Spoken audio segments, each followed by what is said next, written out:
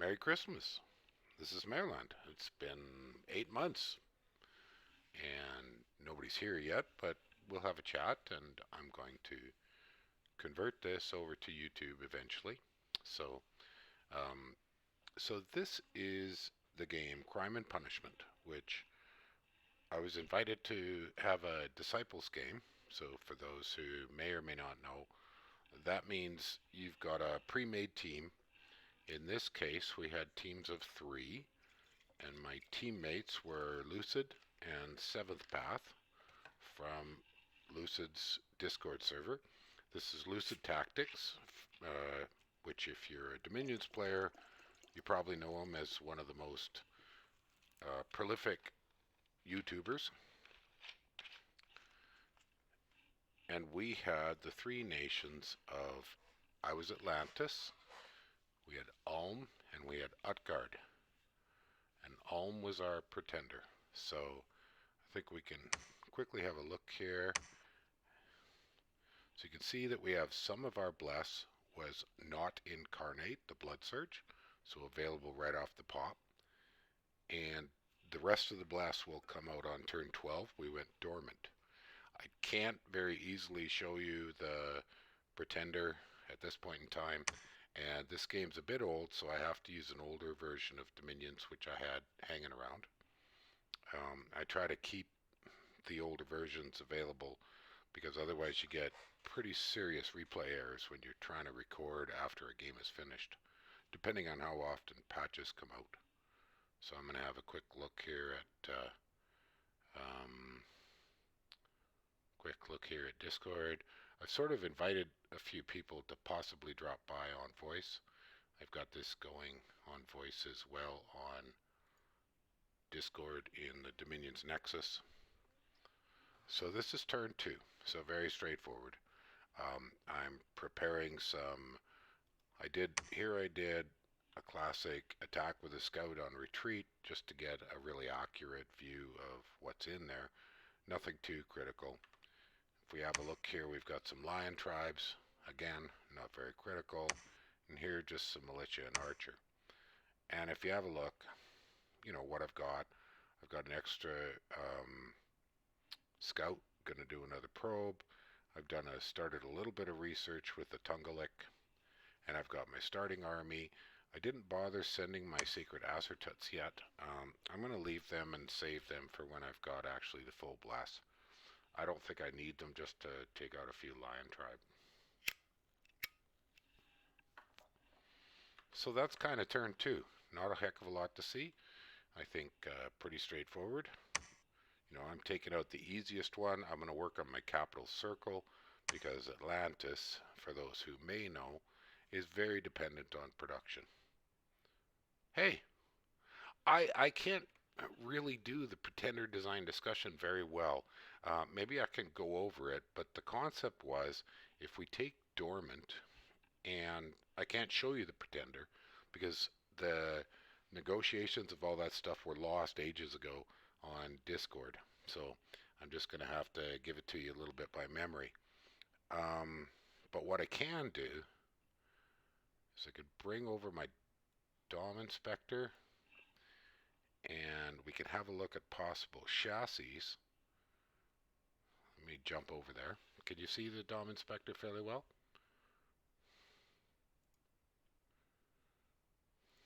I got a lot of windows open, so even with two monitors, I gotta kind of jump around and look at different things. All right, good.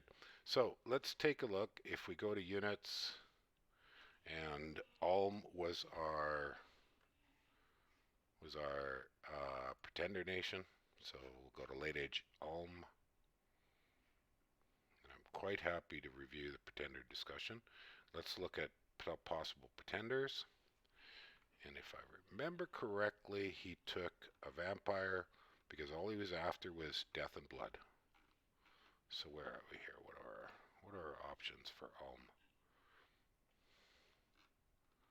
Or it might have been the Demi-Lich. Actually, no, he took the Demi-Lich.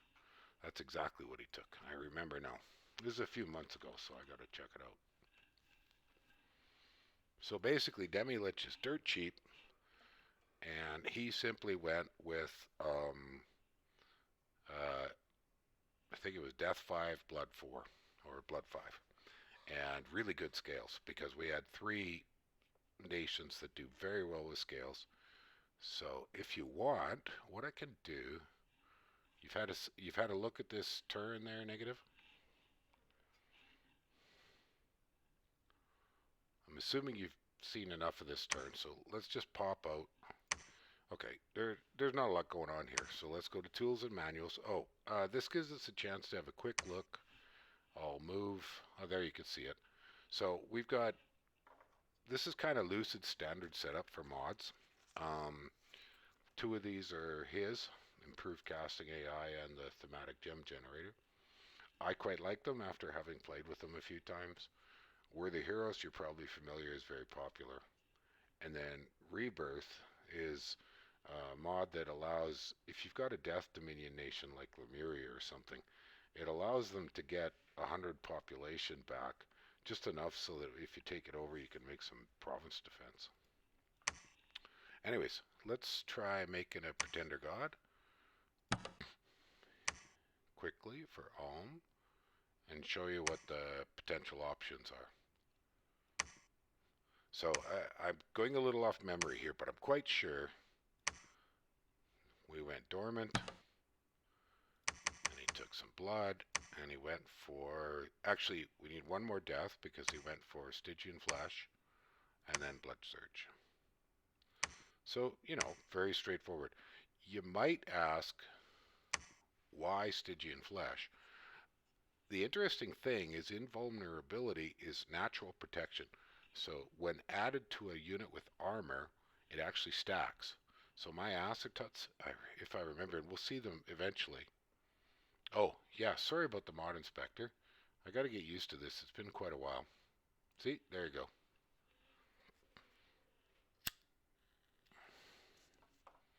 Then I think the scales we went were lots of cold, lots of production. Yeah, I just drag it out of the way. I've got three windows available in my streaming software to bring and drop. You know, like here's my blog with my guides. Here's the inspector, just so that I can answer questions.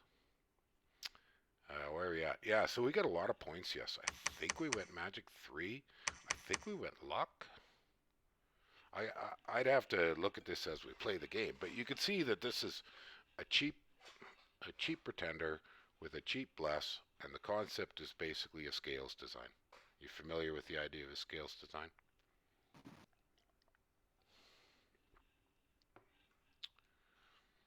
Anyways, so I think we'll move on to turn 3. Yeah, these are three nations that just can dominate with scales.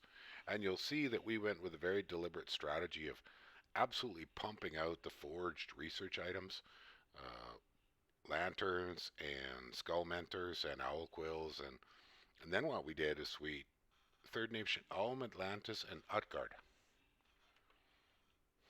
I can show you here once I open turn 3. Show you the start points. Yeah, it's a power team, real power team.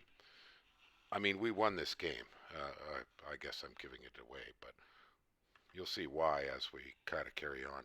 Whoops, look at that. I screwed it up. Well, the losses weren't all that serious, and these are just the start army with seal hunters and crappy snow warriors and stuff, so it'll change. Looks like I'm just going to jump right back at it and get the rest of them. Oh, I decided, I guess. Look at that. I know this has been quite a while, but I decided to send the Acertuts anyways. Because with the Blood Surge, they're going to kick quite well. Sorry.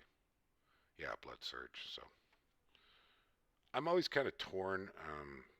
If I remember correctly, Blood Surge requires a kill. Blood Bond does not. Anyways,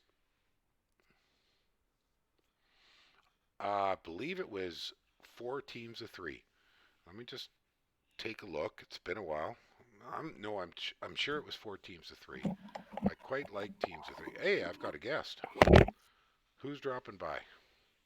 Hi. Mergelli and Nick Knight. Hi guys. So you Hi. guys Yep. know You guys know you're on Twitch, just so you know. Yeah, I'd guessed as much. Okay, good. I haven't that's done fine. Twitch in about 8 months, and there's a I, fellow asking tons of questions. Negative assurance. I it don't was know either if that I. or you were talking to yourself very invigorously. Well, I do That would that sometimes. Oh, you guys are a little loud. So, uh, do you mind turning your mics down a little, or sure. I can Um, try adjusting mine? um, if I figure out how it works. Uh, it's in Discord's on the gear icon. You can Okay, set so your mic input. how's about now? That's a lot better. Yeah, yeah. Up a bit. Is that McGilly? Um, louder again? There you No? go. There you go. That's Okay. just about right. This is better for me. Just up a little. Say something. How about this? That is just nice. Yeah, we're pretty equal now. I'm watching on my monitor. I use dual monitors when I'm doing this because it's not very straightforward. So, uh, yeah, co-streaming it's a little tricky, but it's coming pretty good. And I kind of like co-streaming because then I don't have to work so hard to keep a pattern going. Yeah, It's you always don't have to kind do of everything yourself. yeah, like running a pattern nonstop is not that easy. I'm just gonna turn down the general audio a tiny bit, and that should balance you guys. I don't. It turns out, here's a funny tidbit. Don't stream Dominions with the music on because the guy who wrote the music put copyright strikes up on YouTube. So then you get Oh, blanks in your audio. So add your music after. It's kind of dumb because in Dominions 3 and 4 we used to be able to record fine because that the band that did the music for those yeah, two. that the music changed. I preferred actually the old composers. They were more traditional and less modern. I must admit, I have turned out the music for Dominion since like years ago. I I know, don't me too always have mostly. something personal running. Yeah, well, if I even have any music going on at all. So this is turn three. Um, turn two. You can see I had a bit of a bounce, but that's just the junky start army, so I'm not deeply concerned. Um, Now I'm sending out a little bit more robust with some acertuts, and for You the said, well, instead of a mod, if you want to do the Dom 3 and Dom 4, I'm answering a question on the Twitch.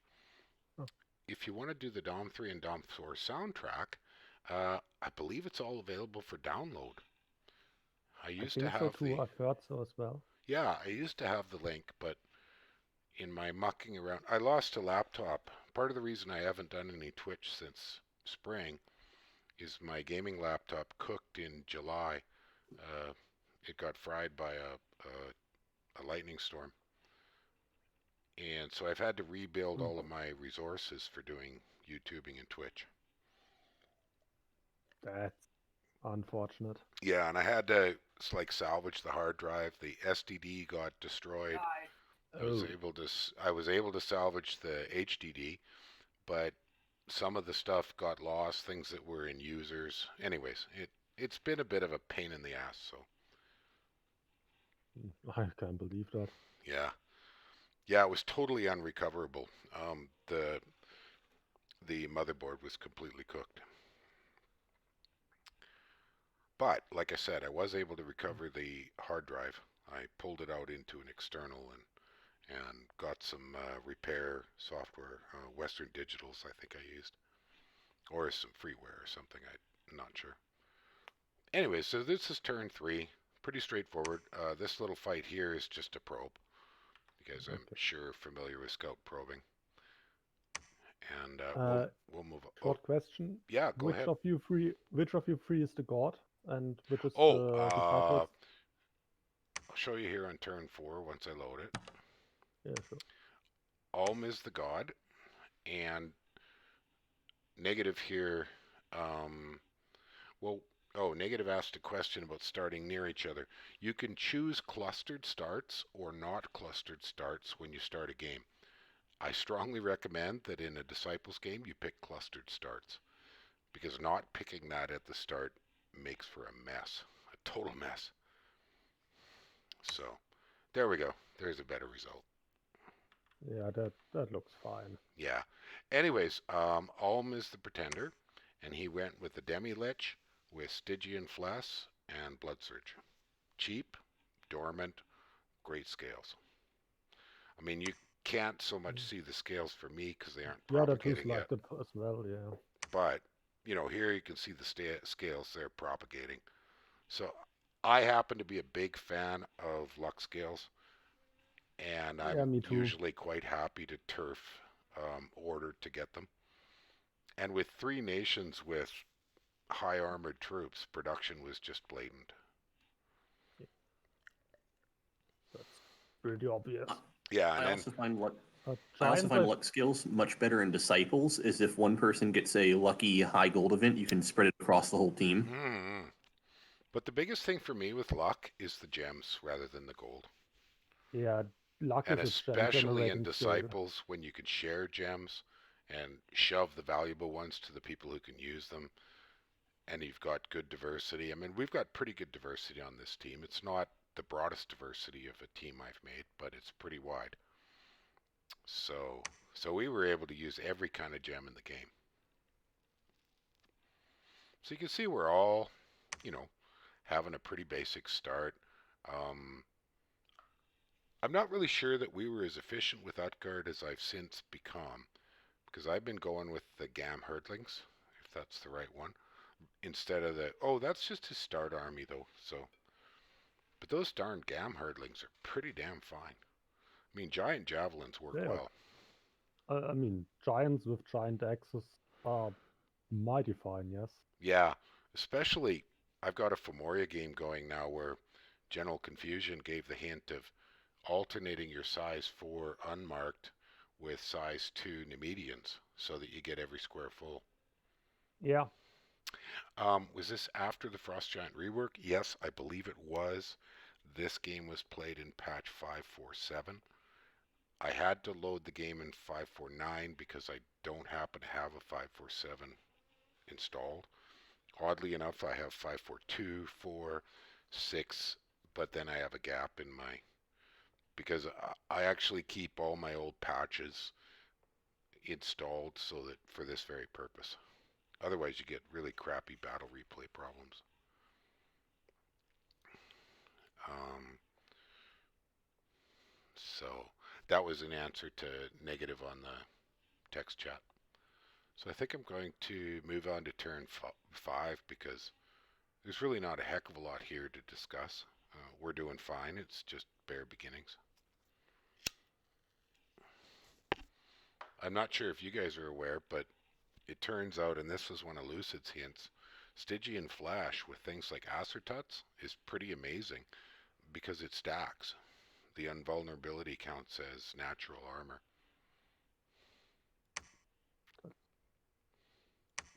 I'm gonna have to open up Mod Inspector here on the side. I could show you once we hit. Oh, well, look at that. It looks like I didn't do a good job of saving turn 5. But anyways, we'll go on to turn 6. So we've already starting to get some decent events, and it's pretty early. Well, Misfortune 3 doesn't help, but and the scales are starting to propagate. Takes a while on the scales propagating, but yeah, I kind of forgot how this went. Looks like I had to do a little bit of bumping back and forth to really get things rolling. What have I got for losses here? Well, those aren't that bad. It's just, I've still got 9 Acertuts, but I've lost most of the start army. Most of the chaff is gone. Yeah, but Yeah, about half of it. yeah, but seal hunters they're I found a few uses for them. See, I'm still buying a few. That harpoon is kind of entertaining in its own way. The harpoon is pretty much the reason for those seal hunters, I Exactly. Yeah. So they're kind of funny. And then you can see I'm just spamming Tungalix. I mean, it's pretty nice to have Commander Point 3 forts. Um, but as much as I love Angakocks, they're expensive as hell, and I need to get a kickstart before I fuss over them.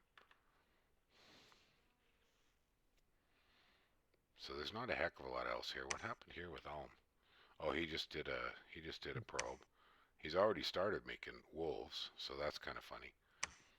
And yeah, see, one of the things all three of us did was aggressively push outwards to define some territory in kind of a spiral expansion. You guys are probably familiar with that concept of doing a spiral expansion.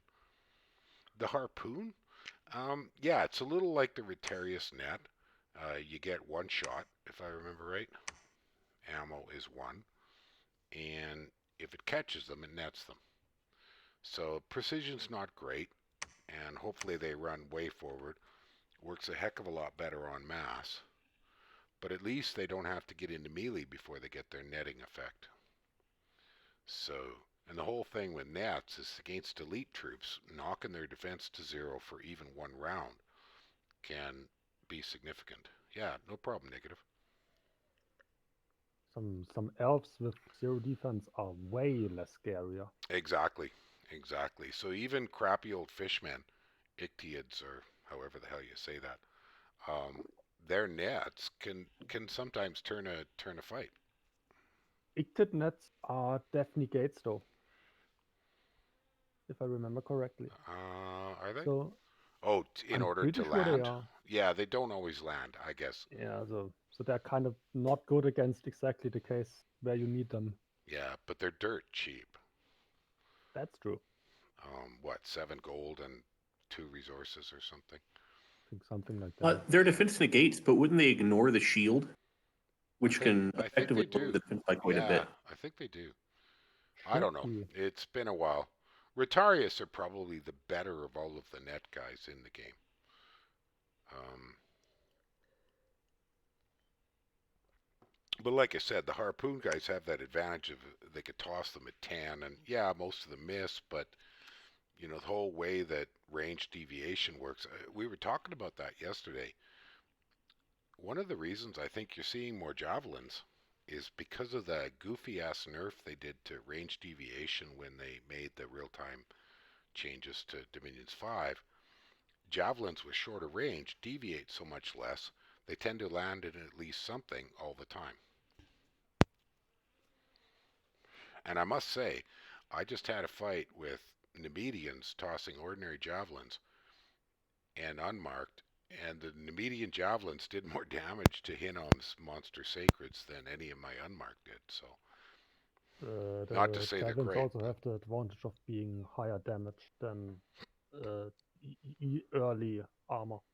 yeah, exactly. So, um, but giant javelins are pretty significant. But then that kind of gets to oddities like, you know, Bandar Light Warriors with their sticks and stones hitting for 15 damage 2 times a turn. Um, Yeah, and with Strength of Giants, you know, it just gets better. They're one of my favorite goofy units in the game, the Bandar Light Warrior. I never got warm with those. Well, they're an oddball, but with the right buffs, they're pretty fun. Oh, they're strong. I just can't make them work. It's tricky. The scripting requirements for that sort of thing are kind of hairy. I mean, little squads spread out around, and then probably block formation so you can get Strength of Giants on them, and you know, etc., etc. But anyways, back to us chatting away. Yeah, ranged weapons with full strength versus half is a pretty big plus, and especially if you've got Earth Mages to throw Strength of Giants. So, no question about it. That was a to negative here in the chat. So you can see that our buddy Utgard, he's probably doing our best here. He's doing really well. And Seventh Path is a very competent player. He no longer talks to me, and it's due to this game, but he's still a good player. Shit happens. Is that foreshadowing? We did. No, he finished the game. He did finish this game. Lucid could not finish it for personal reasons in the summer. He had to sub out. Nothing to do with anything in the game, but so all right. Any more questions here on this is turn 6, or shall I move on? I mean, I don't like to spend a huge amount of time on early turns. They're only sort of interesting. It's just expansion. Well, sometimes it can be a bit more explosive, depending. That's correct, but we knew we had power nations, and obviously with the deliberate scales build, we knew that our power was going to come out in the mid game, and so our focus was defining chunks of territory that we could infill later. So I'll move on to turn 7 or 8, depending on which one I saved. Yeah, Bless Rush is but see, Bless Rush is double risky in Disciples game because depending on mobility, and this is a significant issue in this game. Oh yeah, I had a lot of problems with this whole melting thing with my fortifications because we had to propagate the cold all the way from home. So I had a whole bunch of turns where I'd be trying to build a fort and it got put on pause because it got too hot. And that was an unexpected thing that we didn't anticipate when we picked who was going to be Pretender. Arguably, if you're going to play with LA Atlantis with Ice Forts and Cold Dominion, you might want to go with Atlantis as the Pretender just so they don't have so many problems getting their forts built. Because I spent a lot of turns where I had a fort halfway done and it would just sit there and do nothing. So, thought maybe instead of having Atlantis try to build forts in, year 0, just send the gold to Ulm or Utgard and they could have built extra forts instead. Yeah, that's a possibility. But we were also trying to fort up for, territory control. So, but anyways, good point. Good point. And one we did not think of at that time. Yeah, we can see Patala, which Patala versus Atlantis is might as well go home, Patala. That's not a good matchup. Cold-blooded Nagas versus, Ice Guards. Yeah. But In we heat can't skills, really. it's not as bad as you think. Which Patala's main for the Nagas, the Patala's main weakness is their garbage versus crossbows. totally. But I play a lot of Patala, so I kind of know their oddities and their weirdnesses. The biggest screw up Patala does in this game, and you'll see it, he fails to take that water. He lets me take it. Because that's where he could have contested me with Nagas. Yeah. Nagas Depending in on water how early you take the are depending on how early you take the throne gets cleared, this also offers you options to raid very well yeah. into his territory. But you'll find out later as we carry on that we chose not to pick on poor Patala because he ended up picking a fight with Vedheim, and that did not go well. So why mess with a good thing? Running Nagas against guys with chill aura, yeah, not good. Anyways, I'm foreshadowing a bit, but so any questions about this turn because it's pretty straightforward. Oh, there we go, Mictlan. Now, if I remember right, Mictlan is an ally of not Patala, but Vedheim.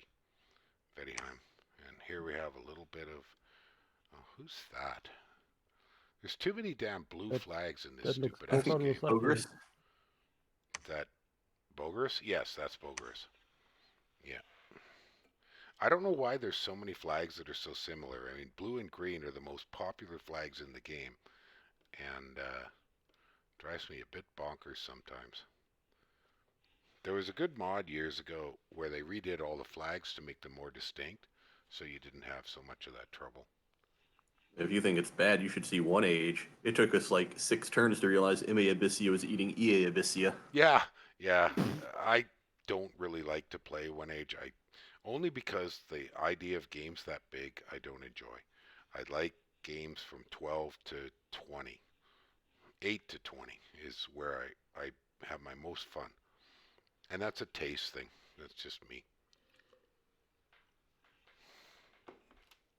Well, and I've found I did a Disciples game with 5 players a team, and I found that really hard to manage. 3 players a team is the magic number. 4 is okay. 5 just gets a little unwieldy. I like 4 because it makes the draft more balanced. Mm-hmm. Yeah, 4 on it if you're doing a draft system is a great option. So, kind of the magic number there is 16 players, 4 or 4. Although there's some argument, and I've heard it, that unbalanced or uneven numbers of teams makes for a cool game because you don't have quite as much just 2v2. You get more chaos into the mix.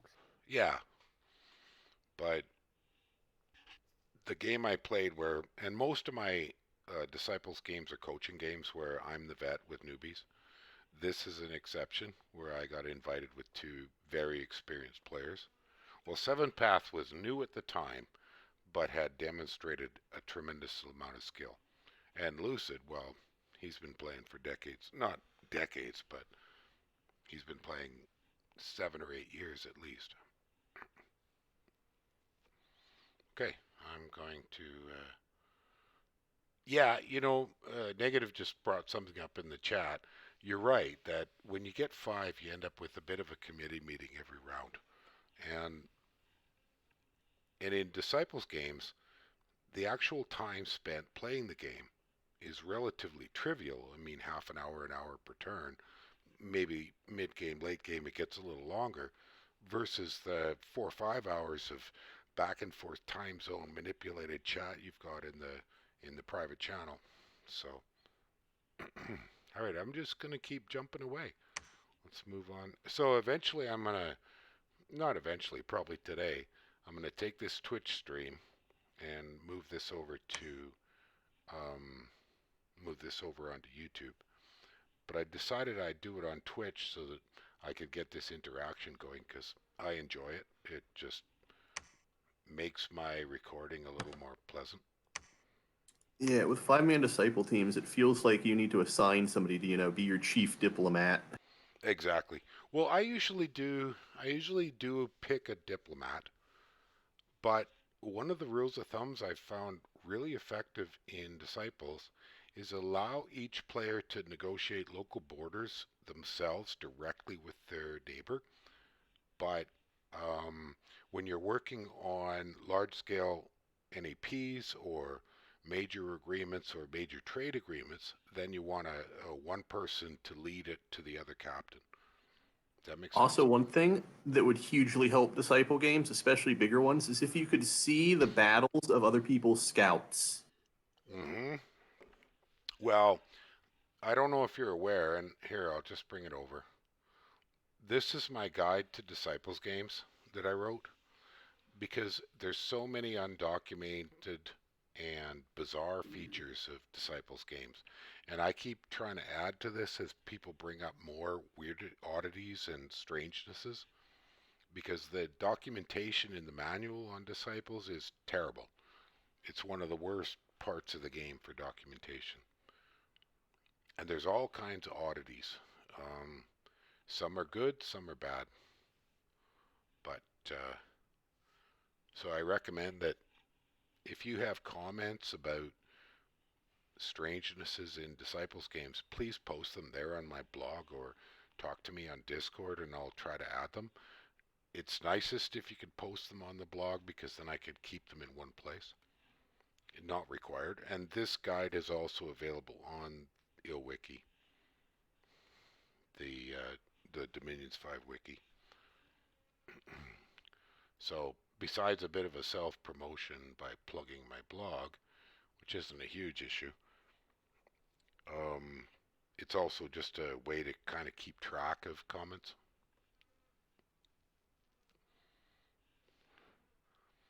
So where are we? Turn 8. So you can see things are kind of progressing. Probably the most important part for me in turn 8 is here I go for the water. And this is important because I want to get my Astral Water Magi, what are they called? Drawing a blank here. Anyways, they're critically important for Atlantis. The Forgiving Fathers. Forgiving Fathers, thank you. And they are awesome. They're just a superbly good unit. You add them to Angacox, and then, well, and I didn't use them, but I have in the past used Tungalix as very light thugs because they could sit there and throw skellies all the time. You could just use that animate one skeleton and take out light PD. These guys, the Tungalix. More or less, they're your research buggers. I'm gonna have to try that later. It's an interesting technique I've used in the past. I didn't end up using in this game because being at Disciples Games, I had other options, and plus, and we're not quite where we can really see this Stygian Flesh Bless start to work. But there we go. My Disciples out already. That's the other advantage to Dormant in Disciples. It's the most popular choice in Disciples because you get your early one. Pardon me? That was an early one.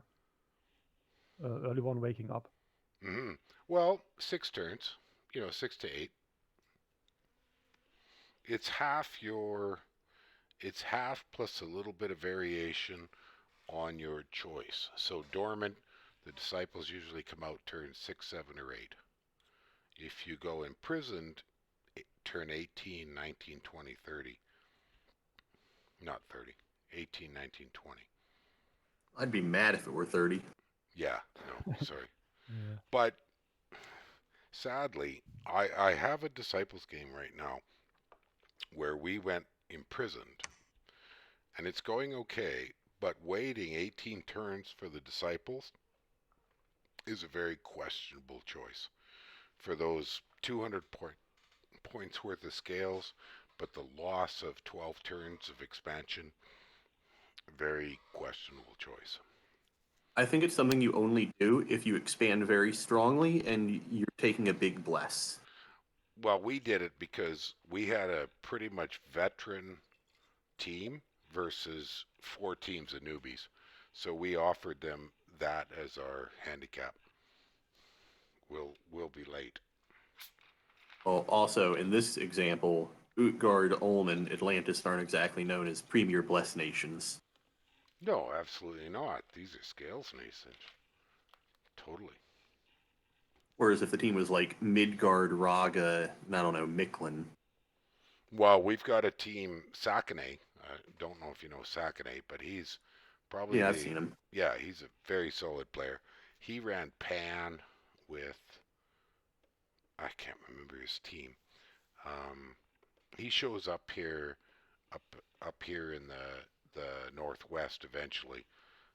Poor bugger though got 2v1'd, and his Raga player, he was Pan with Raga and can't remember, but his poor Raga player was kind of tit useless.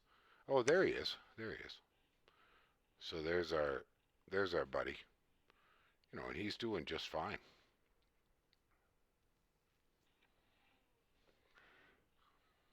So we ended up making peace with Pan quite early. Why fight with that? And that would be another good one for Sacreds. Yeah, and let's have a look at their bless. I think they went for a pretty hefty bless. Dryad hoplites and white centaurs. Well, the white centaurs don't bless, but I think he did. That's not an expensive bless, but that's a very good bless. Very good strong. Mm. Very killy. Fire 6, Astral 5. Yeah. Blood. I guess the strength is from blood. Mm-hmm. Yeah. I mean, that's a good bless. I can Fire see that Astral one. Blood God. Yeah, absolutely. And with Raga, you throw that on those crazy ass, what are they called? Zaedons. But the sad part is his teammate Raga you'll see that later in the game. He just melts. You know, the guy makes a couple of doom stacks, pumps them around, loses one, and then just gives up. I don't know. Weird. Ah, Also, Well, I it think it really happens. hurts. I think it really hurts if Frog is not the pretender in games like this because it's really hard to make Zaydon if you don't start with prod scales. Yeah, yeah. yeah, I those are don't expensive. know exactly how they coordinated it. I'm forgetting what their third member was. Man, I think it was Man. No, that's not right. Pan, Raga, and we'll see it later on as we get going and we get You scouting can also going. just check pretenders. Hmm. Sorry. Thank you. You're right. So where are we here?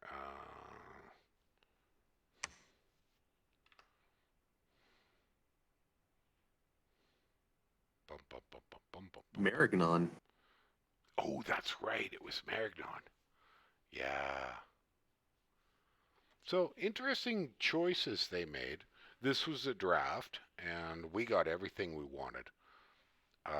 I'm not sure all the teams got exactly what they wanted, but during the draft we did very well.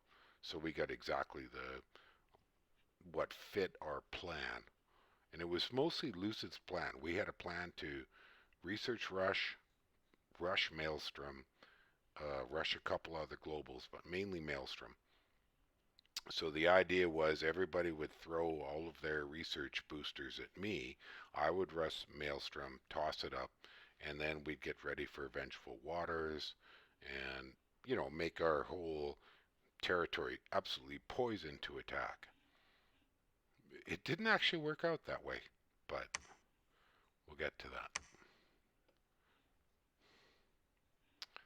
Um, so, I mean, I'm doing fine. My expansion's not stunningly wonderful.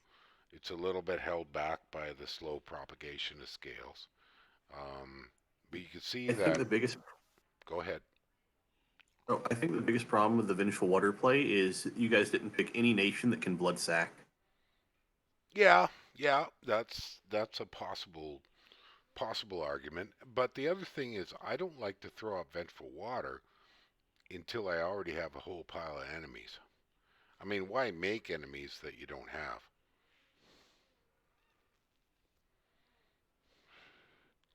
But even so, that was the theory is we would have so many water gems we could toss up vengeful water or frozen seas or whatever we wanted to do, and then pump out massive amounts of water items and thug up with frost brands and so on and so forth. That was the and see that's a really important concept. As a game progresses, if you do not shift your meme to suit the changes that happened, you're going to lose. If you keep adapting your theme and be, responsive to changes in the game, you can win.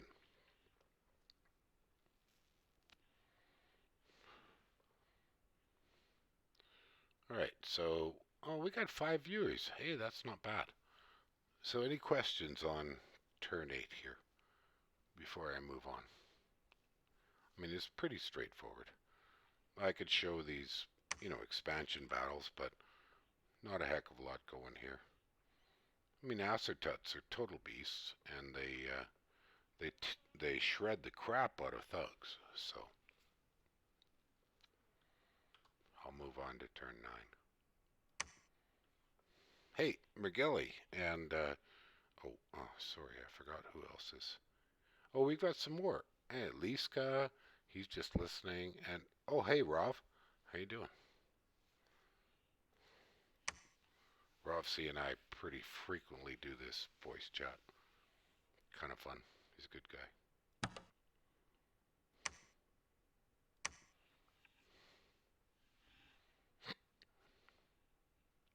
So Alm, I think, is just tossing tidbits of whatever he gets from the luck scales at me.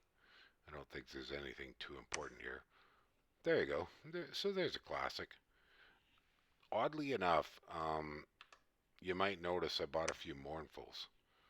The whole idea was, you know, I had more production scales than I could spend for a while. And you can see here, turn 9, I'm pumping out the Angkocks. So now it's time to shift. Seriously, time to shift. I made Tungalex to get the basic research going. Research is, the classic stuff. Going for Skelly Spam coming up, a little bit of alteration, make it possible to do a few thugs. Isn't that funny? Now, why the hell did I put the black plate on a scout? I think that just might have been leftover tidbits. I think you I wanted to bring it to the Ghost King. Oh, Yeah. yeah, there you go. No, that's exactly what I'm doing. Thank you. You're right, McGilly. I forgot. Sometimes it's. I mean, this is what 7 months ago. So I got to sort of remember. Well, see, the Atlantean Ghost King is pretty amazing because he's the big size 5 guy. And I actually find the Ghost King a quite effective expander if you know what you're doing. I had some arguments about it on my Patala guide because I do recommend the Ghost King as one of the options for Patala.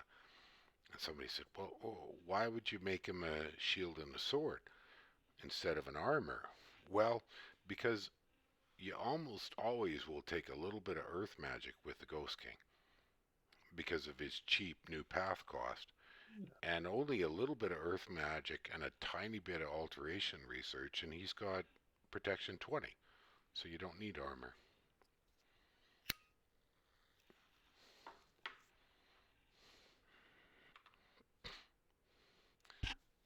Here you can see Veti showing up.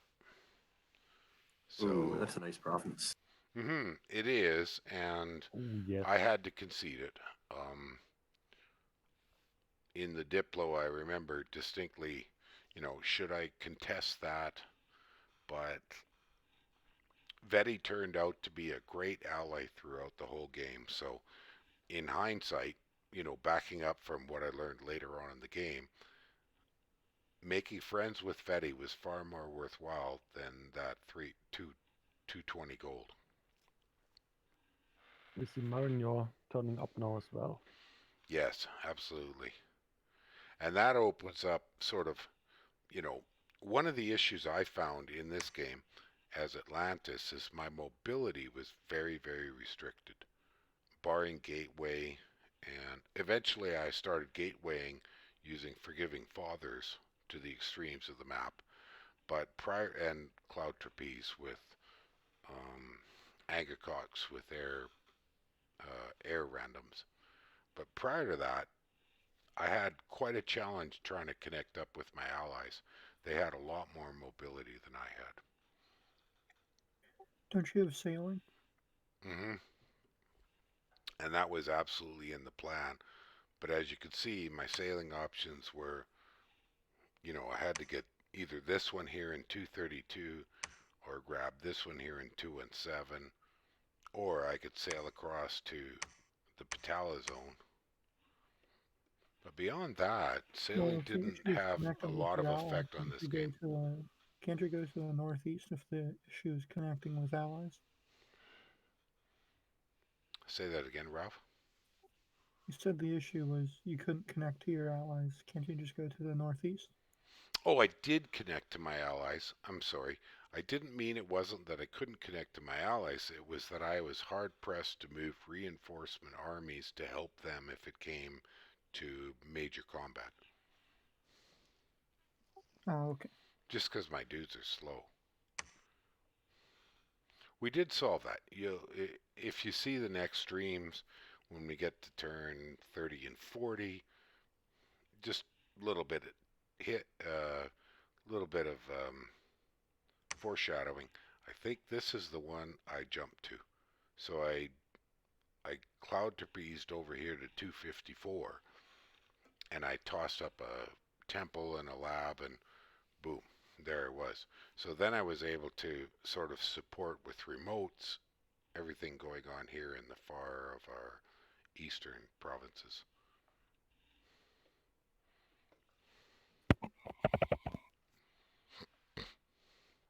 check my, where are we here? Jump here to my text chat.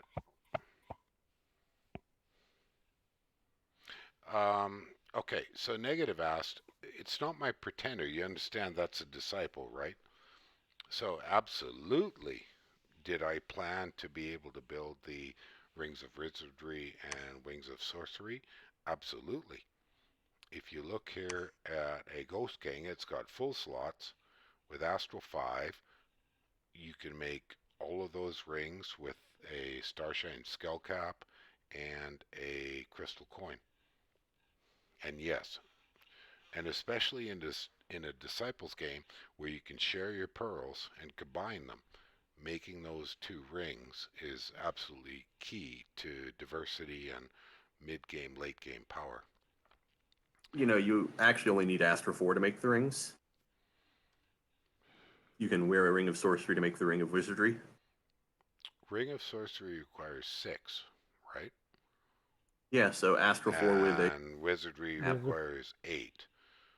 With Does both it? I boots thought it only up- needed 7. 7. Yeah, so Sorry. you... I might be still stuck when they really nerfed it and they made them 7 and 8 in Dom 4. That does happen, where I get stuck back with old habits.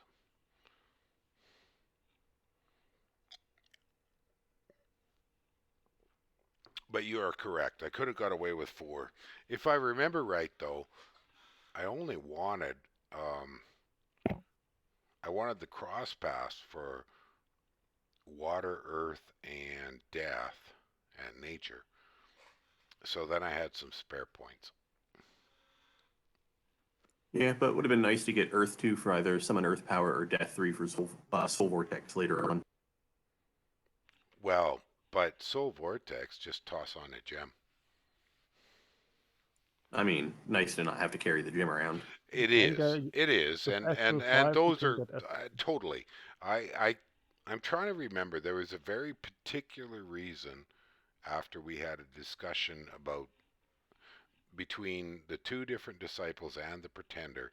How would I make the most efficient disciple to fit with all of that?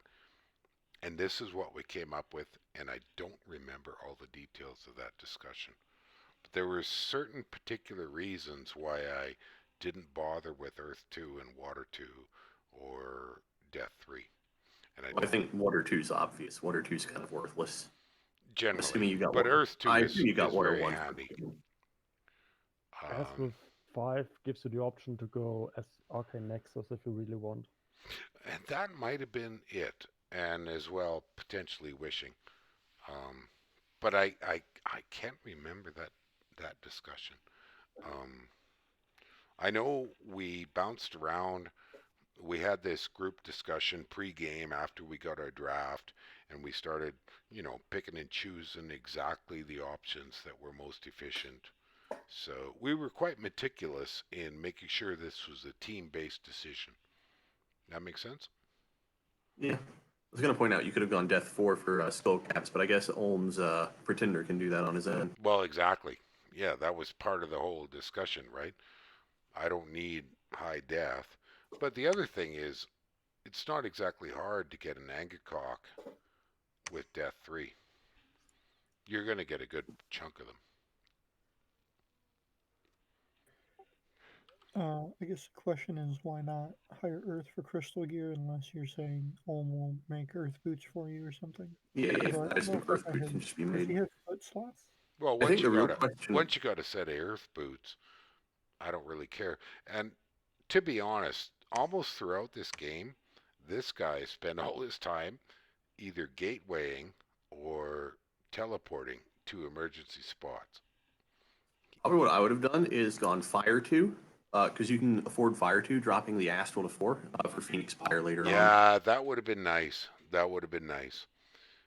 I believe at some point I empower and fire in order to make Rune Smashers. Somebody does, because we end up doing, I can't remember, we have to move on into the turns, but we end up with somebody empowering in fire and water, and we spam out a whole pile of Rune Smashers, and we end up with Utgard, oddly enough, being our mine hunting nation.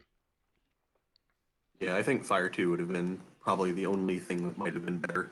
That's a pretty good combo. No, I can totally agree with that idea. But sometimes, I mean, let's face it, some of this is hindsight review. Could we have manipulated this a little more awesomely?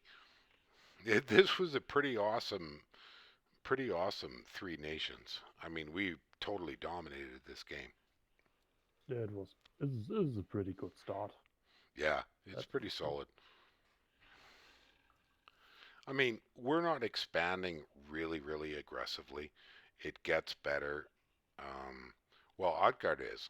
You know, Odgard's doing a heck of a job of defining a set of territory, pushing his opponents right to the edge. I'm only sort of putzing away, but the focus I remember from our discussions was I wanted this pond, these three here, I wanted these really badly because I wanted that ability to potentially sailing raid down here. Turns out we didn't do that, but the potential was there. Yeah, I definitely would have contested that as Patala, at least some of it. Absolutely, and he did not. He did not. But he got in a really early war with Vedheim. I don't know why. Um, it's a shitty matchup. Did he choose to, or did he I have it don't know. for him? I don't know. Couldn't really answer that question for you. Forward. But I put a lot of scouts in his lands here, right here south of this pond, and I watched these terrible fights where he just got pounded, absolutely pounded. And I'm like, why don't you make peace? Like, buy the guy off. I mean, give him a piece of land or something. Might just be because Vedheim was like, "Oh yeah, sure, you can buy me off. Just give me your capital." Yeah, could be. They ended up fighting throughout the entire goddamn game, which had an effect on us in that we could ignore them. That was a long war then. Pardon me, Miguel? That was a long war then.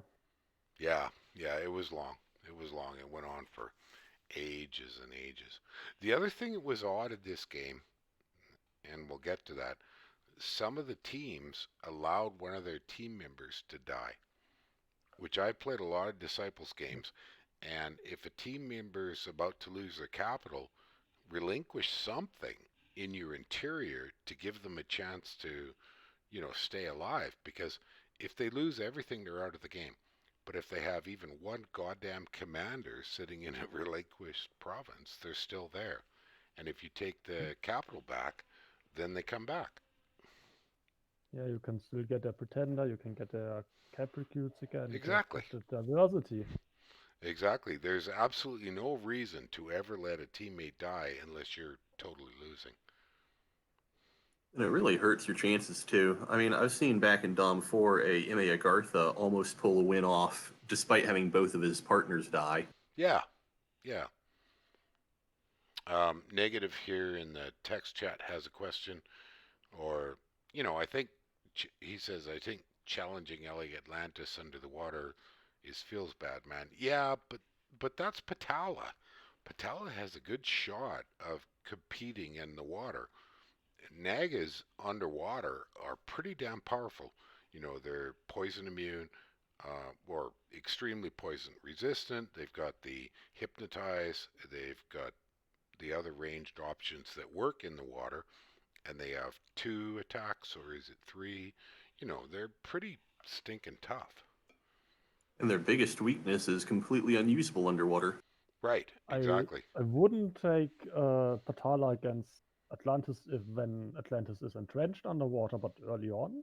Yeah, that's what I'm saying. He could have contested me early, and I mean here, all I've got for going in the water is just the disciple. I mean, he's tough, but let's check my Well, research. He's you got should also stone ask skin, but yourself, nothing too wonderful. If we what Yeah, look, that poison does that spit get would Patala then? that poison Like spit would mess up non-lethal? Atlantean troops. absolutely, absolutely.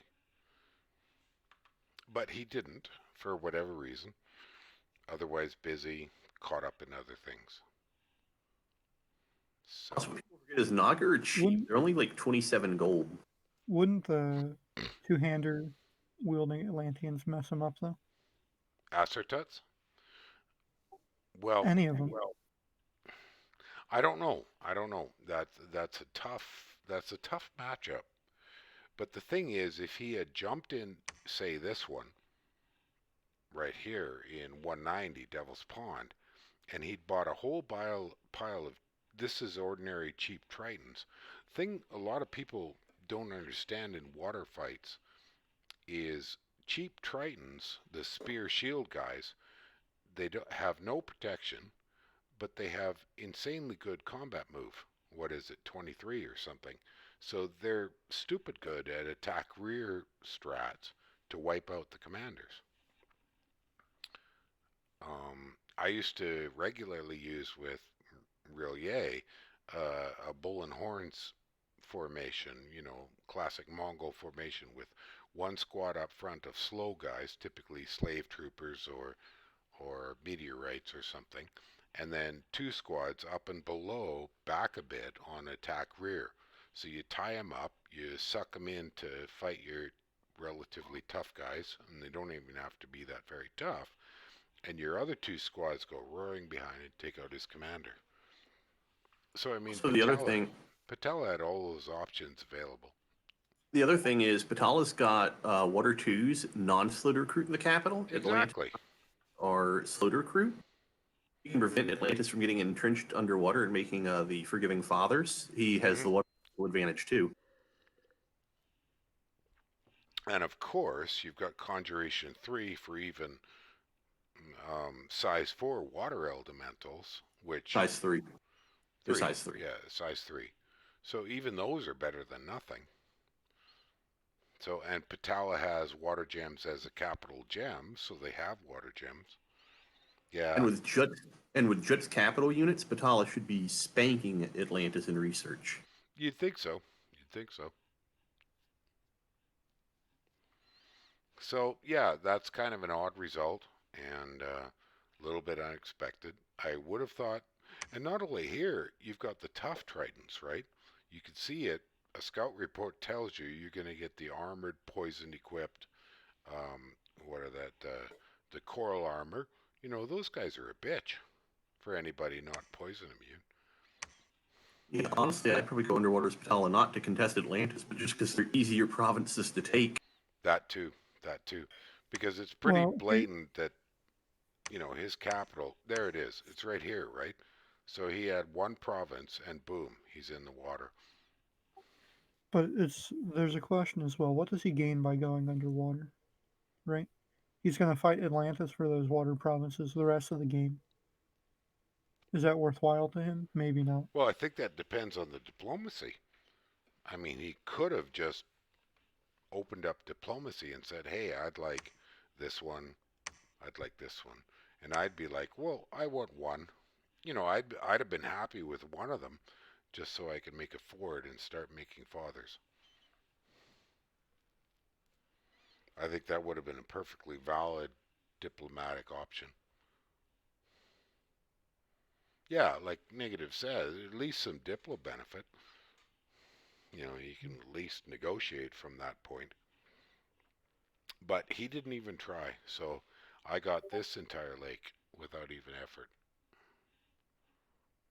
So I got, oh, somebody's talking to me on Discord. Oh, no big deal. Just, I got a turn coming due. Oh, Bear Lord, my man. How are you? You gonna talk or? Hello. Hey, Good evening. Bear Lord is my opponent in one of my other Disciples games. He's the admin of that game, and we are Doing lazy job on it too. Yeah, whatever. But as you can see, I'm streaming a Disciples game. Yeah. I was wondering about that. Mhm. Well, this is one from July. It ran until October, and my teammates were Seventh Path and Lucid at this point in time. Lucid from Lucid Tactics. So this was a Yeah. pretty elite team. and also dealing with pretty elite teams on the other side. So Oh, yeah, it's actually. I heard about this game, and yeah, it was very interesting. All in all. yeah, it's a cool game. It's a cool game. We enjoyed this a great deal. Um, it ended up, ending in a bit of drama. One of my teammates no longer talks to me, but we finished the game before that came about. So stuff happens. Yeah, it's part of the game sometimes. I Sometimes, think sometimes. uh, I don't you know will start why to people love the after game. you've spent months together on a team would suddenly decide they'll never talk to you again. But anyways, it happens. I'm sure you will find it again. I mean, you're both good guys. I know you both. Oh, I you talk do? with both of Yeah, you. yeah, Yeah. yeah, I have a exactly. lot of respect for both of you. I learned a bunch of things by both of you. So yeah, you will make up again. I'm sure of it. Eventually, I'm not Yeah, really trying to push the issue. Um, yeah. I think that's for the better. yeah, I just let a little bit of time heal things. It's amazing how much time can heal things. Yeah, I totally agree with that. So, i I think that's the game. I heard that you were going to publish that game, Yeah, and I. and here I am, finally, Oh, months yeah. later. So I got the premiere. Nice. Yeah, you missed. Well, you'll be able to see it because um, Yeah, we'll I wait the had video to some. see it from the Yeah, beginning. I'm gonna. This is currently on Twitch, but I'll move it over to YouTube once I'm done. Where are we at now? How's our time? We're at about an hour. I'm happy to keep going. Everybody's still keen. Yeah, I can go. Yeah. Mm. Okay. Questions? Any more questions on turn 9? I mean, this is expansion. It's relatively dull. You can see this honk ass big throne here sitting there. I mean, the other throne down here is just a few long dead, so no big whoopee. But my focus at this point in the game was I wanted my water forts, so I wanted to get into this pond here in 261, grab all of this if I could, get some underwater forts going so I could I start am making fathers. I am curious as to the idea. You have your northern army there moving to the west. Hmm. What's the scouting report on the farmland northeast of you? Because it would seem to me like that would be a natural expansion path if you want to secure those ponds. It was, but have a look here. Who's going to contest it? Pan has nothing. There's a river in the way, so I can wait. Also, Pan going there is basically a declaration of war. That's Right. cutting your team apart. Like, you don't do Whereas that. here, if I move here, I'm cutting off Marignon. So that was, I think, the decision, if I remember correctly. I'm going to cut him off to define my territory and worry about this very nice farm later down the road. Or let my ally come and take it. Yeah, I can't see the farm or the Lizard Province being contested by another team without, that being an extremely hostile action. Right, right. So we kind of felt that we could wait. And the thing about the lizards is we know that there's going to be lizard shaman. We all want them. I ended up eventually taking both lizard shaman provinces and making shaman up to the limits of the gold. It turned out we ended up gold restricted. I don't know if I'd It, care about the it would Mazoot surprise Garden. me. It would surprise me if the Utgard player really was interested in lizard shamans. To be honest. He was not. I was. I was to give me that extra nature. Yeah, I think maybe would appreciate one too. But yeah, that Yeah, but for seems him, weird to have. he had all kinds of other options. I mean, his But, big thing was I mean, that's pushing fair hard to enough. the east. You can see here he's just using a very simple expansion. You know, one Hawk Hey, if it Meister, and works, it works. It's all you need. totally valid expansion. And here he's just chugging away with Rangers. I'm Rangers are surprised fine. We'll he win. pushed that far to the east without running into anybody. Yeah, it's kind of odd. So he's defining territory, right? I mean, if you look here, we've got 2 mountain passes, so pretty constrained, so he can kind of wait there. I think this fortification was a lucky event because I don't believe he'd have wanted. But you notice he hasn't No, that's not even an bothered doing his events don't give cap circle. palisades. Events Oh, they give don't? palisades, I think. Oh, I okay. don't think so. Well, I don't know why he If would he have built started that. turn 5, I think he could have gotten it. Maybe it Possibly. wasn't enough. So if he's not intending to make ghoul guardians, it doesn't really matter where the forts are. I suppose that's a good point. Okay, negative here on the text chat is asking major Diplo developments. To the best of my knowledge, we opened up chats with everybody we met and we negotiated basic borders. More than that, I don't think we did. And as I mentioned before, well, Lucid was kind of team captain at this point in time. Not that I sit back and wait for that shit, but so I Think think about it. No, Your go disciple ahead. game doesn't have a Lemuria, right? We didn't allow in this game, to the best of my knowledge, we refused to allow any death dominions. It's just kind of well, and in disciples, well, I did a bunch of tests on this. Death Dominion nations as pretender are god fucking awful, but as That is not. as Yeah. That is not disciples, entirely true. there might be exceptions, and feel free to correct me on that. LA Lemuria, LA Satis. We actually basically took on the whole map as a 2-man team. Okay, and which one was pretender? Lemuria. Now that's an oddity, and I would love if you would post some comments on my blog on my this thing, right? I would love if you post some comments here on how that worked, because Is there a link somewhere to it? well, Bad at managing it's right the internet. right there at the top, Grog mission.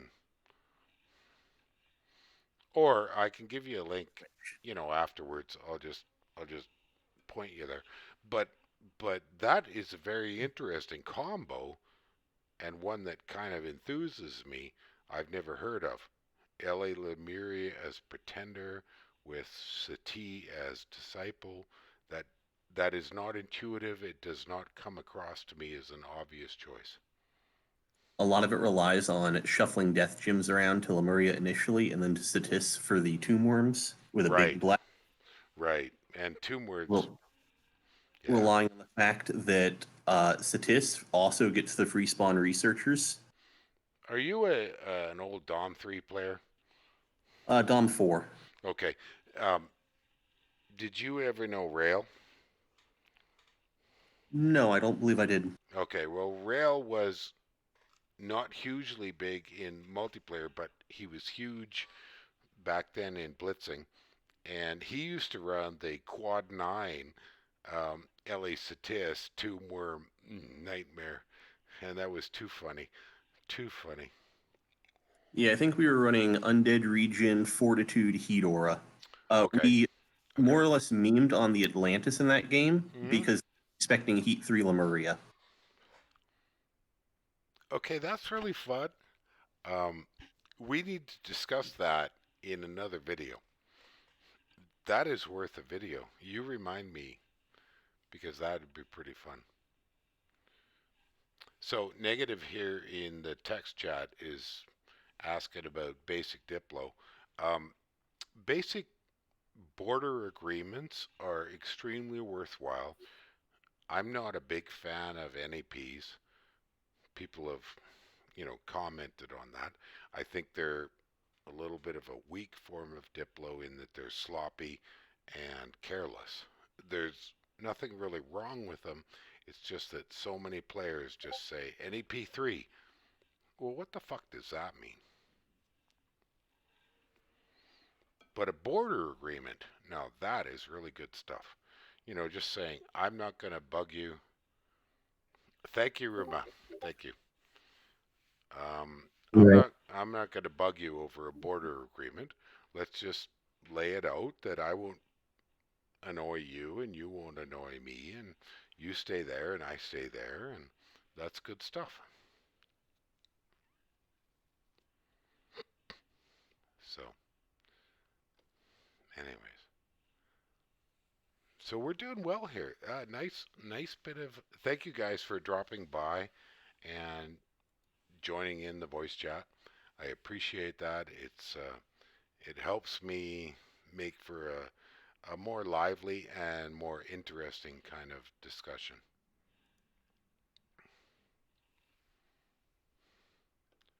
Okay, anybody got more questions about this particular turn? Do you have any thoughts on the construction yet? Not yet. Not yet.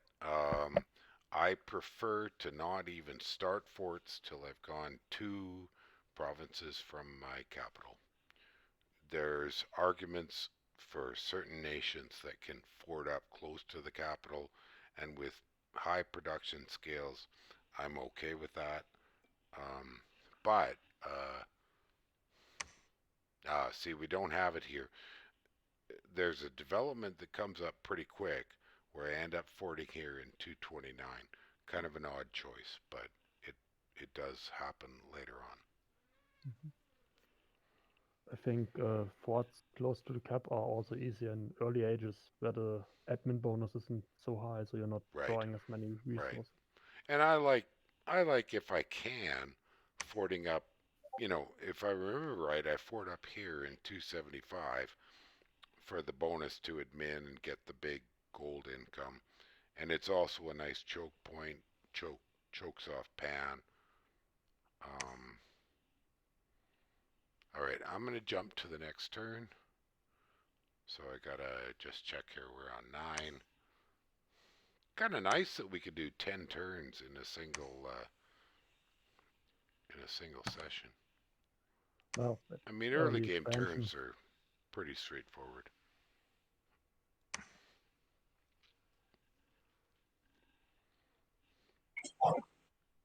So nothing much to show there. I mean, the Acertuts beat the crap out of everything, as expected. My allies are doing well. Instead of expanding, I waited. You were right. Thank you. You reminded me why that scout was coming. You know, even a crappy old ice sword and a junky little, trinket shield makes a huge difference to a Ghost King. And then tossing in some protection. So, and off he goes. You start with a quarterstaff, which isn't the worst thing. You cut out a bit. Who was that? Me, Well, the the quarterstaff is a two-handed weapon. The quarterstaff's a two-handed weapon. So if he wants a shield, he has to take out the quarterstaff. true. Yeah. And I think they get the oath rod, right? Rod of So Death. it's a pretty good weapon, but I don't know.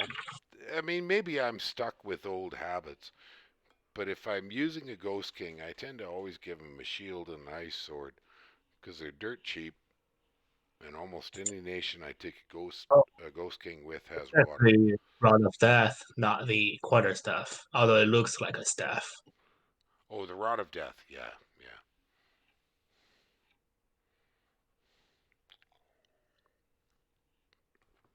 I mean, the big thing with the Ghost King is all he really needs to do. I mean, look at my script here. Why am I not? Oh, here we go. You know, one of the things I always do with the Ghost King is leave him in the back, allow everybody to stagger forward, all the independents, let them spread out, let their formations fall apart, and then he attacks. Personal luck, even more. Pardon me? Why is there personal luck when he is a ghost? I don't know. That's a good question. Probably I didn't think about that.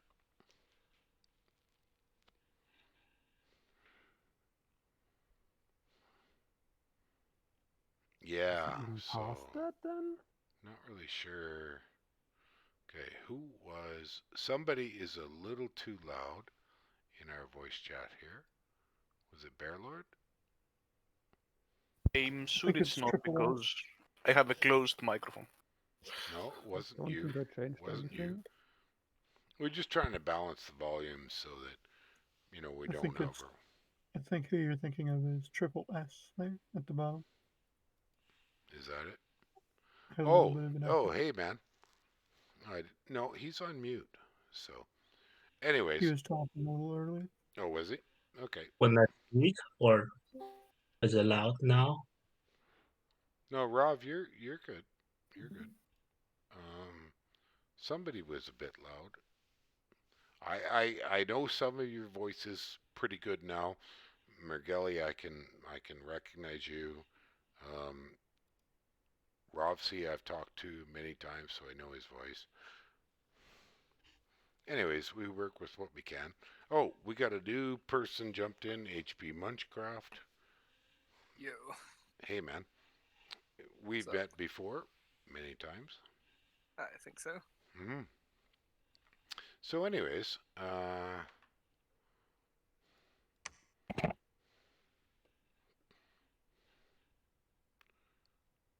so we've got we're not bad. I mean, Twitch has 6 viewers. Who we got here? Oh, a bunch of these people are kind of new to me. So, dudes, welcome. Um, Thank you for dropping by, and I hope you enjoy the stream. This will be uploaded to YouTube afterwards. I'll do some edits. I'll add a nice bit of soundtrack, probably add a nice title block, all that kind of nifty stuff.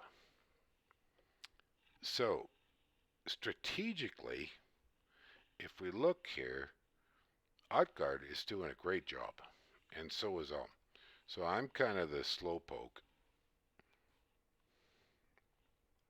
Yeah, the turtle is smaller.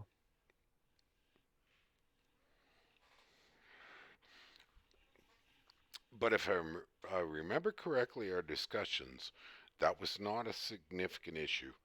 Um, we had discussed, but you notice how much stuff stuck in the middle is still independent. The concept was, and we discussed this very early, let's push hard to the borders, make our neighbors negotiate, force them into a Diplo situation where they have to say, okay, we'll take this, you leave that, and then we could close in on the middle. Um, so I call that the spiral expansion concept.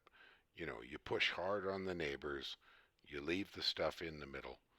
If you desperately need your cap circle for resources, then you better take it, but if you can avoid it. Now, in my case, I was very particular to take my cap circle because I knew I needed my acertucts and um, all those other things. But I'm more production dependent than my allies, or at least I am very production dependent. Hazardots shouldn't be the one costing your resources, though. No, not at all. It's the ice. These guys. Yeah. Yeah, it's these guys. It's not the acertuts. I'm totally limited on the acertuts by our maximum dominion, maximum candles.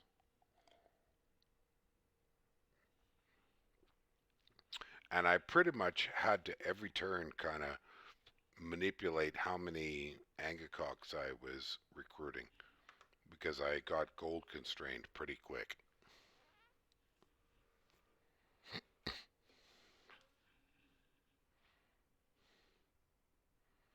Um, Looks like Ulm. This is answering a question in the text chat. Ulm's met nobody. oh, here he is. He found Zabalba. Other than that, Holmes had kind of a free rein to push east as far and hard as he can. I don't know where they are. I know that eventually over here in this pond we meet Rillier, and they become quite a challenge for us.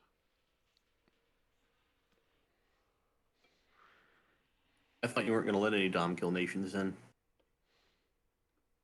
Rillier, as a disciple, is not a Dom kill nation. No, fair enough. I guess Yeah. nobody would be crazy enough to play them as the pretender.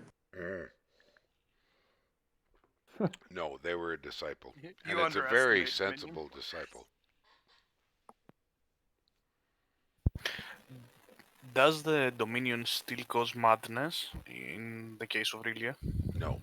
I ran No. tests on that, and it does not. If it's pretender, yes. But as disciple, no. You You still get only the free get combo? you only get one dominion. You get the pretender's dominion. Period. There are some real weirdities, though. Some things that people thought were dominion based, such as Makoni's unrest, turns out it's not dominion based. It's based upon their forts, so it doesn't affect their disciples. But Flagra's unrest affects all the disciples. There you go. Little tidbits that I only learned by people bringing up test examples.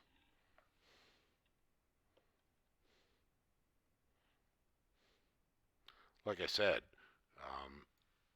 here in my guide, I talk about a whole pile of those things, and some of them are absolutely not intuitive. You know, this oddities section. So,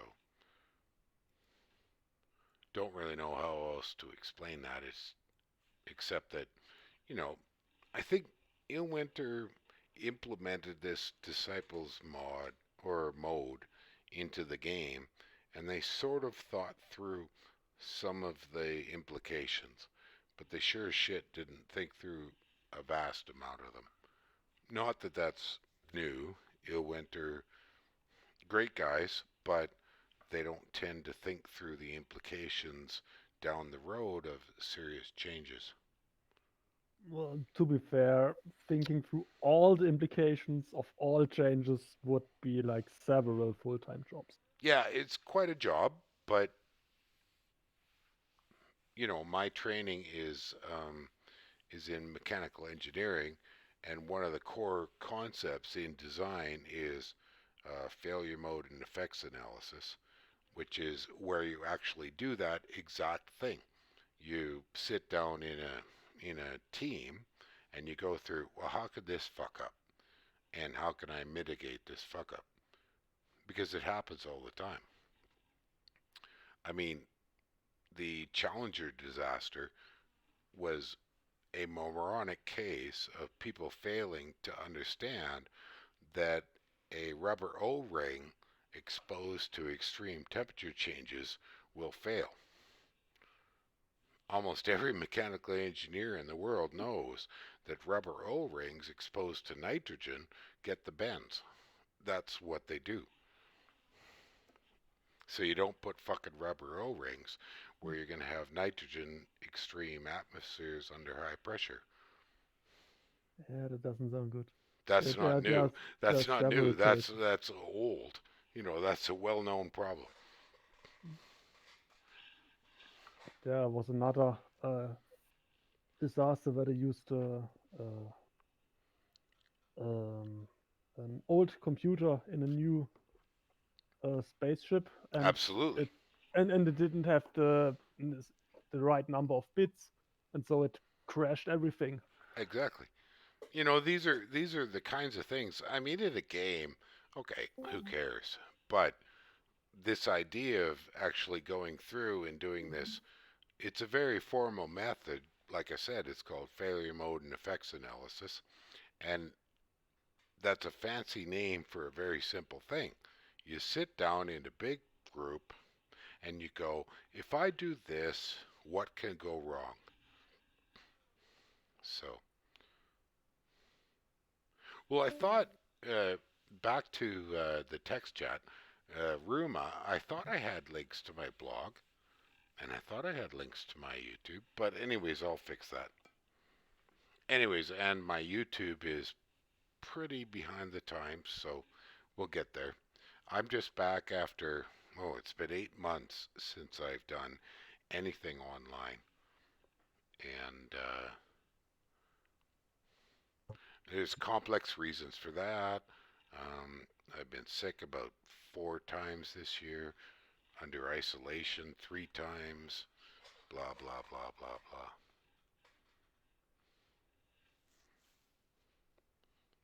So back to turn 10. Any other questions, either in the stream chat or here in the voice chat? Or shall we move on? I might have missed it, but the research goals, can you show them a bit? Absolutely. I haven't touched on research since we got going. So pretty core stuff. A little bit of alteration for the Ghost King. You know, want to get him some stone skin, eventually some iron skin. Going for some enchantment. So we're probably, what was my target here? Nope, nope, no, it's not astral. Personal regen Oh, for enchantment absolutely, 3. absolutely. Thank you. You're on the money. That's why I'm doing that. Yeah. And then I want to go for iron skin, so I've gone for stone skin, then I'm going to go for personal regen, then back to stone skin. Pretty obvious? Makes sense, yeah. Well, I haven't been deeply sick. It's just Ruma is asking here in the chat. I haven't been deeply sick, but I just seem to be vulnerable to these stupid ass kind of flu-like infections that wipe me out for a week. None of them were COVID, but I am in complete isolation. The only people I see are my mom and my son because I'm just like paranoid. I'm a cancer survivor, and my immune system is not awesome, and I'm very vulnerable to various kinds of intestinal infections.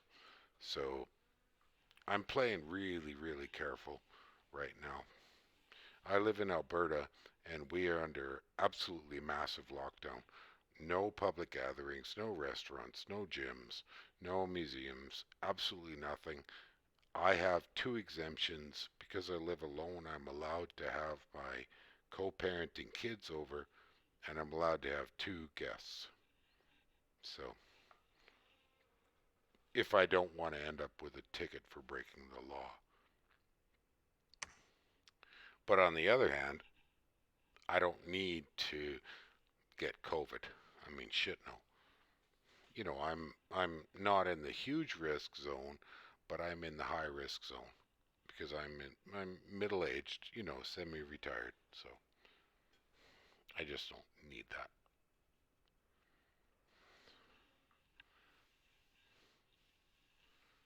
All right. Well, I think we'll. So I'm going to kind of do a couple more turns, and then I think we'll taper this off,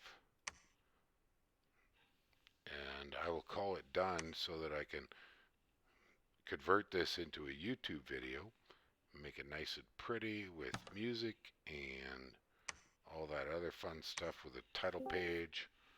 Those are all things I really like to do. And man, thank you so much for all my guests. Geez, guys, that's a hoot. I love that.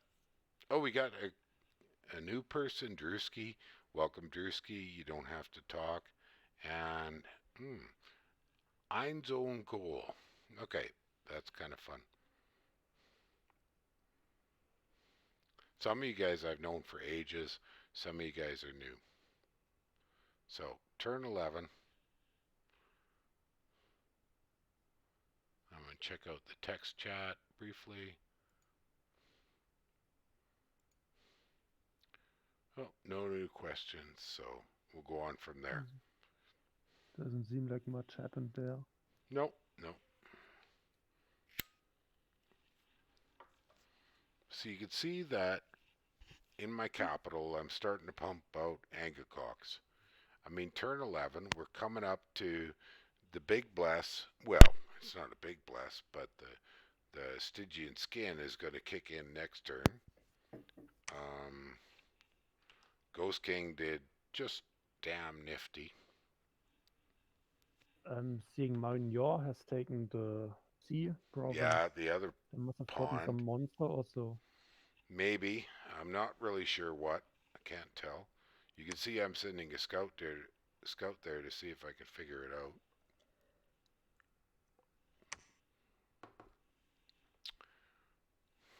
Okay, that's kind of interesting. I'm trying to remember why I chose to send those guys there. I think I ended up doing a diplomatic agreement with Fettiheim to take that farm. This is just based on memory. It's a little bit hard to figure this out because all of those diplomatic discussions tend to get lost over the ages due to the way Discord does this. And I didn't copy paste them into a text file. A 30,000 pub farm. Yeah, it's a nice farm. It's edited in the map or something. It's far unusual even by late age standards.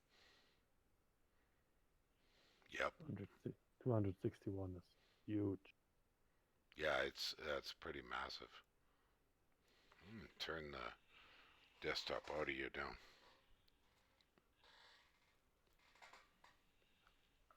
I mean, it's not so rare in map nuke, and also you can see it's both a farm province and a big province. When it has the Yes. houses, it's a Yes. big province too. So I have seen to go up to 300 a turn, no 42. So yeah, it's possible with random map generation.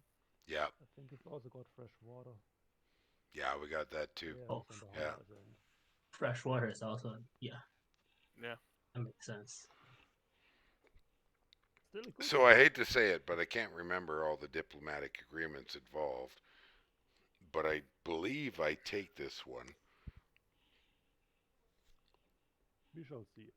Well, this is always a problem when you record after the fact, and there was sorry about that.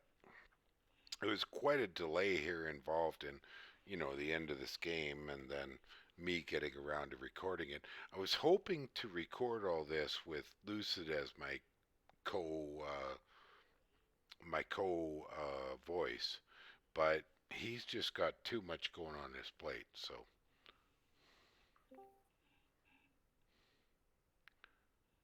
Legamimi just dropped by in the Twitch chat.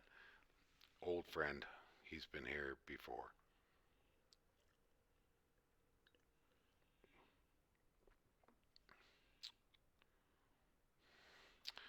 Okay, good question.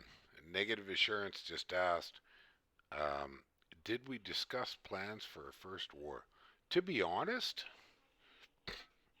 our general concept was our scales are so stupid good, and if we can not turtle, but if we can stay out of war, we're in great shape. So, no, we did not want to do an early war. We actually wanted to back off any early wars, so we actually made some concessions in diplomacy to say, hey, do your thing. We'll let you be.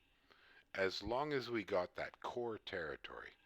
And you could see that we have roughed out a very solid chunk of territory. Looks like here, Utgard failed on this one, but he's going to jump right back in there and take it. Ulm has continued to push east, a little bit to the south. He's met up with Zabalba. I've been just focusing on my core territory. And so, no, we didn't really want an early war. And it was quite a deliberate decision. That answer your question, Negative?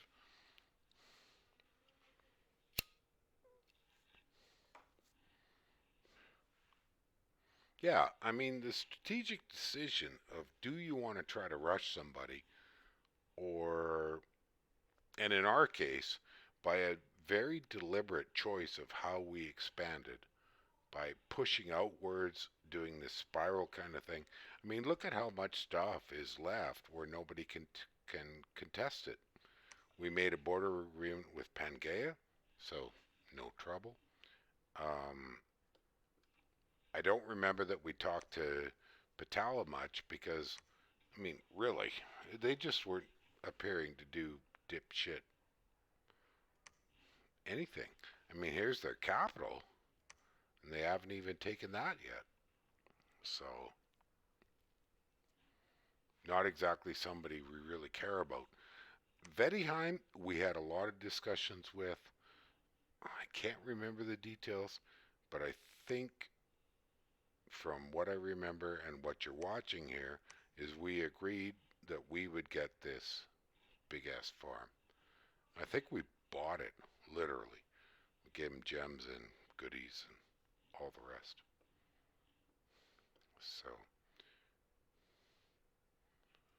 and here's these five guys just keep going. They're like the Energizer Bunny.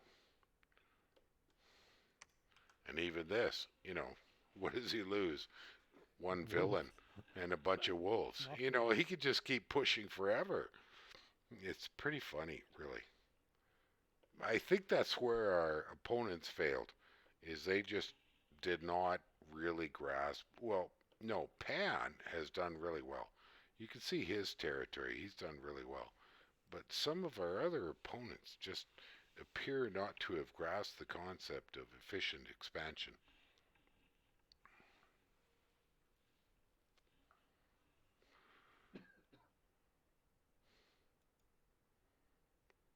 Any other Ulm is questions? very odd, yeah. What's that, Four, Mergelli?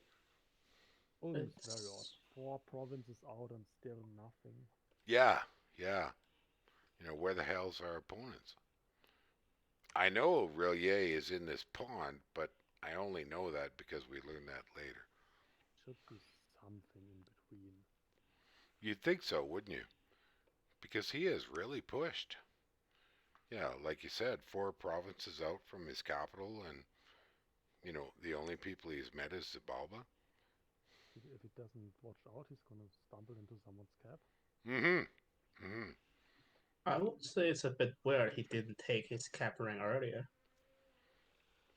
Like this turn, there's one just taken by the end of year one. Well, oh, you mean why did Ulm not take his cap circle? Yeah, and 14 his cap circle that early. He probably Well, we're didn't not. need it, I can't remember why there's a fort there. That's kind of an odd duck.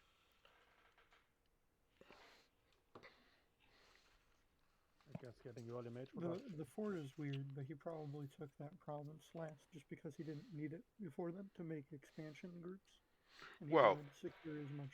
yeah, land like as we've he got could. production 3, so chances are cap circle wasn't that critical for the other I two. mean, but still, it's home, so he kind of If you won't if mind with you like 600 resources, he can use them all. if you look at where he expanded, both he and Utgard kind of snaked towards each other, Exactly. and they ended up setting out like 9 provinces Hmm. between their expansion that are just secured now that aren't going to be contested. But they cut them off, and then with some good diplo, you've locked down some borders and said, "Hey, stay the fuck out of my territory." And also, LA Ulm isn't as thirsty for resources as the MA version. No, and He will mainly recruit rangers probably for the first half of the game anyway. well, So you can see that's what he's expanding with, right? Massive it, amounts of rangers. so it's probably a rush for Black Priests, if I would say anything else. Yeah, So yeah. he can get a foothold on them. Hmm. Whereas, I am wanting every stinking resource I can get, so I Yeah. can pump out ice clads and ice guards and all that other kick-ass stuff. Slow as molasses, which ends up a serious issue in this game in that I have a hell of a time. I have to later on. I have to build command point items and ways to gateway troops out to the far extremes. Because we end up with my borders here are peaceful, but the not peaceful borders end up over here on the east and the north, particularly Gath. So I have to do whatever I can later in the game to push my troops to the far extremes so I can help my allies.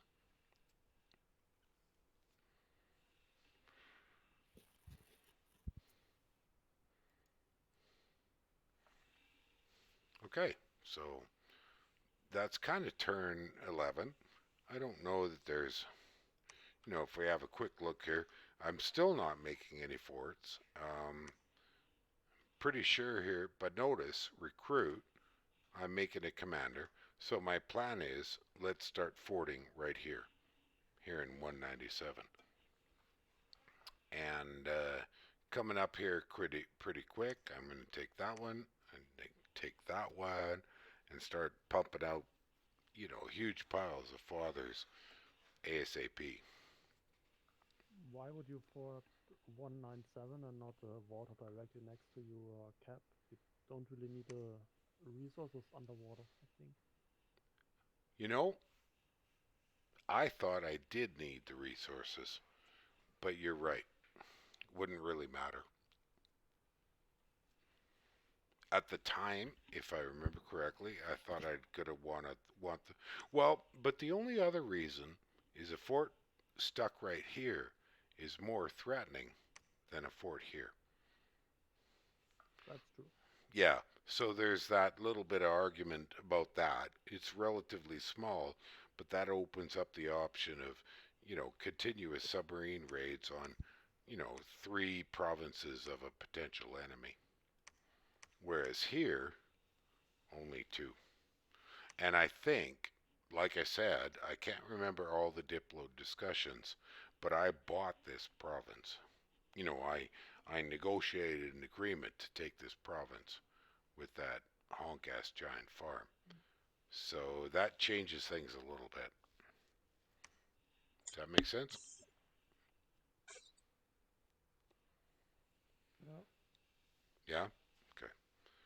Shall we, so, uh, folks on Twitch and or folks here in voice, any more questions on turn 11? I'm running up to... You said you Yeah. didn't need the resource from your. He asked why you didn't fort the water province right next to your cap. Right. Don't water province forts still get resources from the adjacent, or does it work only land forts gather resources from land provinces and water No. forts? So it would still. That's a really good question. Water provinces can only grab resources from other water provinces. Land provinces cannot get resources from water provinces. Oh, okay. So it would be safe for you to steal fort underwater. Yes, it would. Okay. A fort here in 2 and 3 would not affect my capital because my capital cannot draw resources from a water province. Okay.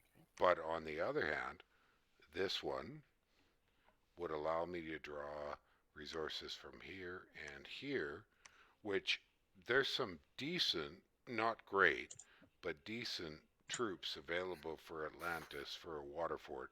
You've got those big ass mournfuls with the coral armor and coral weapons. They're not wonderful, but they have a certain niche use, and I do end up using them in this game. Okay. So thanks for the clearance. Yeah, no problem. Who is that? Who is that asking that question? Me, Berlor. Oh, that's you, Bearlud. Yep. Yeah. So, it's. But Mergelli made a good point. I don't gain a huge amount by forting here versus forting here in 2 and 3, versus forting in 197, except for the additional advantage of a little bit more submarine raiding potential and a touch more resources I could suck up. So And having a fort and a bunch of mages sitting on your board is always a bit more of a headache than not exactly, having those there. it's quite a threat, especially if they're really good mages like Forgiving Fathers. I mean, Forgiving Fathers, I mean, we can't see them yet. And, well, I can bring them over if I jump over here and drag, no, not that one. Drag Maybe over see the my, statistics. yeah, I mean, Statistics, Pretenders of the World, well, you look at maybe the Forgiving planet. Fathers. They're pretty good, but the troops are a fat ass 35 gold thing, which is not very great.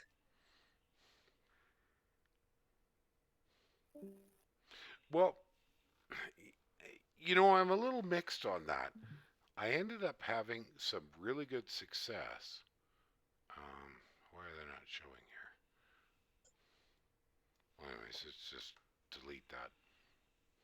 Atlantis, national only. Oh, I'm stuck on Pretenders, that's why. You You can know, the just thing is, bring a yeah, page in game with statistic Pretenders of the World and click well, I can't yourself, really and that's bring it. them in game because I don't have an underwater fort yet. No, I mean, you can go to the statistics in the tab of statistics in game, Oh, and oh, then oh, go oh, to. oh, yes. Thank you. I got what you're saying.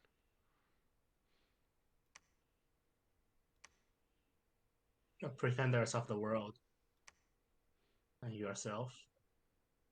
Where am Curve I? from below. Billy Ocean. So, I mean, these guys, you know, they have some use. Um, These guys, yeah. or these guys on sleepings. So I actually made some good 35 use. gold. I know, but if you've got a lot of gold, and I did make good use of them later in the game for very particular purposes when I had a lot of gold left over. They are not heat dependent. Well, Mhm. I mean, yeah, if you have to fight in a hit dominion, they are your best choice. I mean, they are still pretty tanky with 24 HP and 60 protection, and they Absolutely. punch a good hit, and they get extra damage because oh no, they don't do it with like the MA troops. Sad. But still, They the land thing, the mournful are probably better, although the morale is pretty shame, but other stuff are fine. aren't the Morphle though cap only? Well, I'm not no. suggesting that an Atlantis player should focus on them, but there were a couple of cases later in the game where they turned out useful. For see, if I remember right, I took this pond. I grabbed this pond by gateway, teleporting onto it with the Ghost King, and then I forwarded it up, and I used that one as a contiguous raid source up into Gath. That's later in the game, but that was one of the maneuvers I did. The other maneuver I did was somewhere over here, and this is later on in the game. I got a relinquish from Ulm so that I could get a place where I could do Murdering Winter from, you know, where I could increase my range and attack our legit enemies. So, you know, those are all kind of subtleties, but they happen.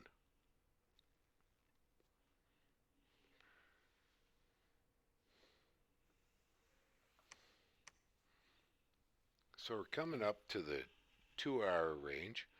I think I'm going to end this one as, you know, that's enough to do for one session.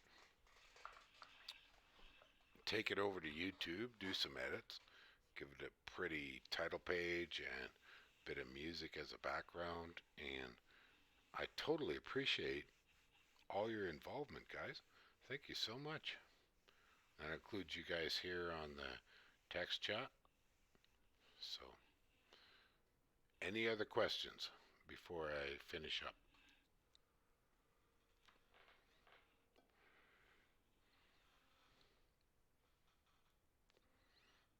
Nope, totally quiet. All right. Thanks, Ruma. Thank you. Thank you for coming to visit and drop by. And Merry Christmas, absolutely everybody. It's been an interesting Christmas. Probably the roughest one I've had in years, but we work on with what we could do. Don't think you're the only one with that. Yeah, isolation and lockdowns and all that stuff has been a little tough this year. So, all right, I'm going to end the stream. Take care, everybody, and watch for me in the next couple of days. I had a really good time today. That was really fun. I really like doing this where I invite people to come talk to me on voice. Thanks, you guys, for joining me on voice. We thank you. It was very interesting. Yeah, thank you. Till All right, next time. take care. And have happy holidays. Yeah, happy holidays.